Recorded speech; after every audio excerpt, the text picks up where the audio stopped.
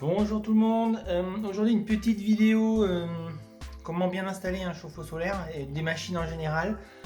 Il faut que ce soit pratique pour l'entretien, la surveillance. Là j'interviens pour changer un groupe de sécurité sur un chauffe-eau solaire, donc rien de dramatique en soi, sauf que les gars qui l'ont installé, ils ont mis le groupe de sécurité à l'arrière contre le mur, sachant que l'alimentation en eau était ici, c'est un petit peu dommage. Bon, je suppose que leur technique c'était de tout mettre au mur proche de la nourrice.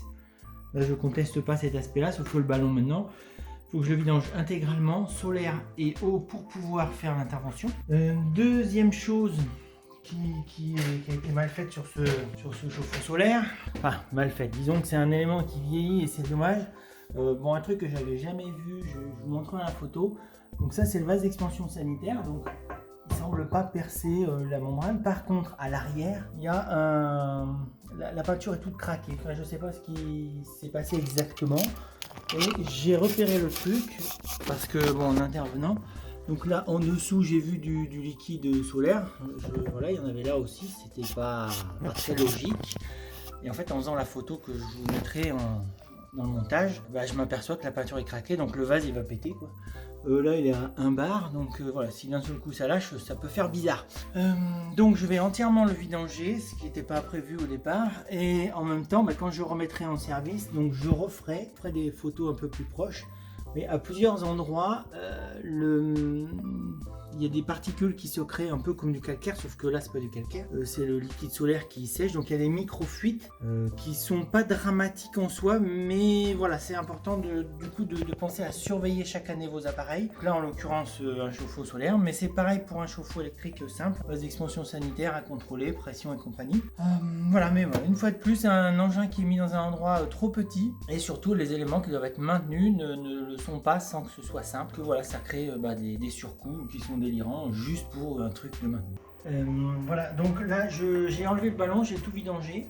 L'intervention sur le groupe de sécurité, c'est pas que le groupe de sécurité lui-même fuit ou pose problème, hein, ça arrive.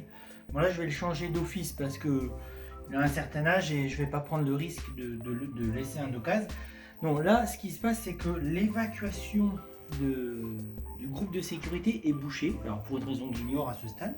Du coup ça a commencé à faire un dégât des eaux et au début la crainte c'était que la cuve soit percée, la cuve du ballon d'eau chaude, ce qui arrive hein, mais moins quand on met un vase d'expansion sanitaire. Donc voilà, donc là je vais devoir déboucher la canalisation en PVC, démonter le groupe de sécurité, le changer, remettre le ballon en place, enfin nettoyer évidemment, voilà, et je referai l'intervention, remettre en marche le solaire après parce qu'il faut que je commande un vase d'expansion sanitaire.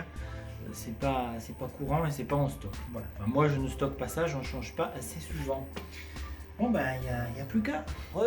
Donc là il s'est passé une dizaine de jours à peu près. J'ai changé le vase d'expansion, donc j'ai remis un solaire hein, qui va bien. J'ai changé les joints qui étaient vraiment où il y avait eu des fuites, des micro-fuites. Hein. Je pense que les joints s'abîment au bout d'un moment quand il y a trop de surchauffe. J'ai changé un élément qui n'était pas visible, pareil, hein, tous des éléments qui sont cachés. Le circulateur était sur vitesse 1, c'est une grosse erreur. Il faut absolument que ce soit sur vitesse 3. Et ensuite, c'est la régulation électronique, surtout les modernes, qui gérera la vitesse d'avancer. Donc surtout les circulateurs, mettez-les sur 3. Il ne faut pas les mettre sur 1 parce que ça avance pas assez vite en fait. Il y a un mauvais échange thermique et en plus ça brûle les joints. Voilà. Bon on se retrouve bientôt sur YouTube ou sur Instagram. À bientôt.